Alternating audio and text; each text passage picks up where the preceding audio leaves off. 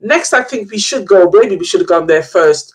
Let's analyze the title "One Love" and why this title is a problem from the beginning of the film to the end of the film, before we even saw the film and heard about the film. What's your take on One Love, the concept of One Love?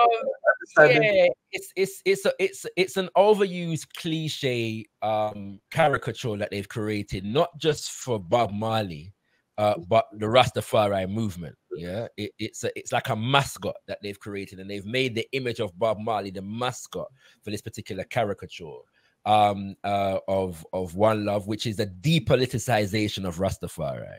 Absolutely. Yeah, so you will never know that Rastafari existed at that time in the 1970s in the context of a Black Power movement. You know what I'm saying? And that's what was being championed at the time. And you would never even know the history of the song. The history of the song being trying to bring unity between the warring factions within the politics in Jamaica. As far back as 57, some say. 57. I've heard 65. Oh, okay. But yeah, you know what I'm saying? So yeah, whatever the case, you know, that was the vibration of the song. So the you are right, 65. You are right, 65. Yeah. So the problem is a long-standing one, but we know this is well trodden ground. Yeah, like this one is not a shock for anybody. Anything where, you know, Bob Marley, the term One Love is not too far you know, from it. And that is part of the problem when our history, the dominant narrative of our history becomes told through Western commercial products, because it shouldn't be a surprise to us that they have no interest in telling Pan-African Black Power history. Yeah, just what I'm saying. So that's not even so much the issue. The major issue is the extent to which we buy into that. Yeah, and we accept that. Yeah, as the way that it 100%. You know what I'm saying? Yeah, we do, my brother. Sorry to cut you. We do. We buy into it 100%, because you see, the concept of one love in and of itself is a false narrative, because it's taken from a wider context, as you just said. So because it's extrapolated from a wider context, it just becomes lost. It just becomes this commercial. The amount of T-shirts and dresses and body riders I've seen with One Love on is unbelievable. It's like, what is? I shall not admit to seeing any battle rider with One Love. I observe them. I'm saying, go ahead. It's like, where did, you know, how did we fall into that? Now, One Love, as you rightly said, it was a song created to bring the warring youth factions together. Yeah. One love, let's to get together and feel all right. But also, it was a play on Marcus Garvey's philosophy: one God, one aim, one destiny. Yes. So for those of you who would have seen some subliminal, quite a few messages, Marcus Garvey, which I did like in the film, I must say, a few messages and a few pictures in the background of Marcus Messiah Garvey. And so, because again, we're not getting the full narrative, people won't understand, why did that concept come about? And if you understood it, why you cannot allow people to come and commercialize it. Like that. Because what the film's trying to get to, and why the film was rushing through all of these scenes so haphazardly, is because they want to push this one love narrative on you. Remember what Ziggy said in the lead up to the promotions of the film. What better time than now to push this film? So I was thinking, what's going on? I thought, okay, we've got the war in the Congo, the war in Sudan, we've got the Gaza situation, Ethiopia, we've got the Ukraine, we've got Burkina Faso, we've got all of these various elements that are taking place. But what the One Love doesn't help those situations on any level, shape, or form. The dynamics of each of those particular countries, it cannot just be, you know, whittled down to one love. If we just had one love, we'd all get on. Because what One Love does, it's a concept that's raped. It's a raped concept. For example, let's look at the term Ubuntu, which is the South African equivalent in a way of one love. And I've heard some South Africans critique Desmond Tutu's use of it. 100%.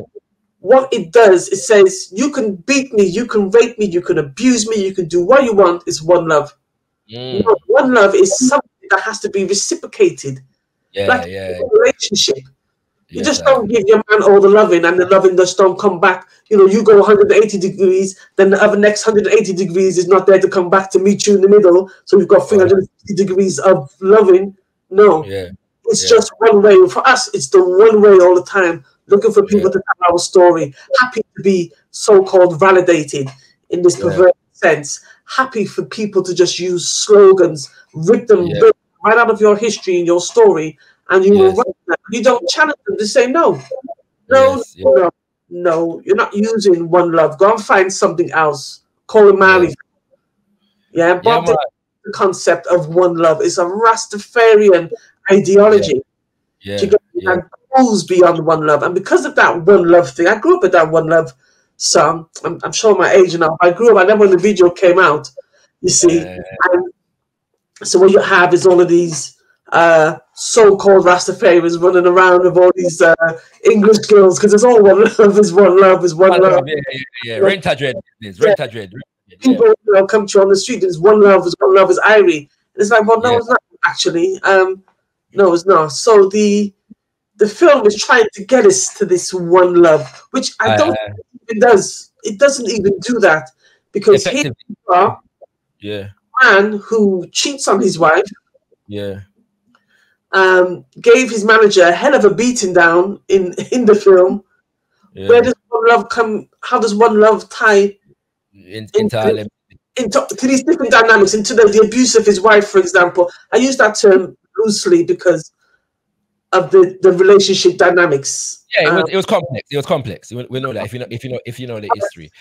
Yes, it's the thing is, within the context of the story, within the context of the time that they were telling this story, they could, like, because they were actually telling a story, and we're probably going to get onto this, right? But we're touching it now. They were telling a story that was centered around the political violence in Jamaica. It would have been very easy for them to have a crescendo in the film that would have encapsulated that, even from the watered down perspective, and them never do it. Do you know what I'm saying? So that's from a production point of view. It could have been added as far as Rastafari and Bob is concerned, and it's remember, this is the same man say we need a revolution. Get me to make a solution, you know. And I feel like Bob in the church, because the preacher man's brain. All right. You know what I'm saying? So we know the thing going, you know what I'm saying? But and another great writer though once said, I don't want no peace. I need equal rights and justice. We don't want a one love before the equal rights and justice, you know. He said it. I'm not talking about equality. I'm talking about my freedom and liberty. That's right. So he's not coming for no equality. He had no interest in, don't tell me about equality. It's in the song. I'm not talking about equality. I'm talking about my freedom and liberty. I think it's the Wine Press Babylon System song. You know what you just done though, and I'm going to emphasize this point right now. You have just exemplified why it is entirely important for us to engage in analysis such as this. Because me sure say 98% of the viewing audience never know the context we laid down a while ago about one love, and just even the song itself and what it originally where it was originally coming from, and the fact that it was actually a play on the Garveyite vibration. I'm sure say most people never know that.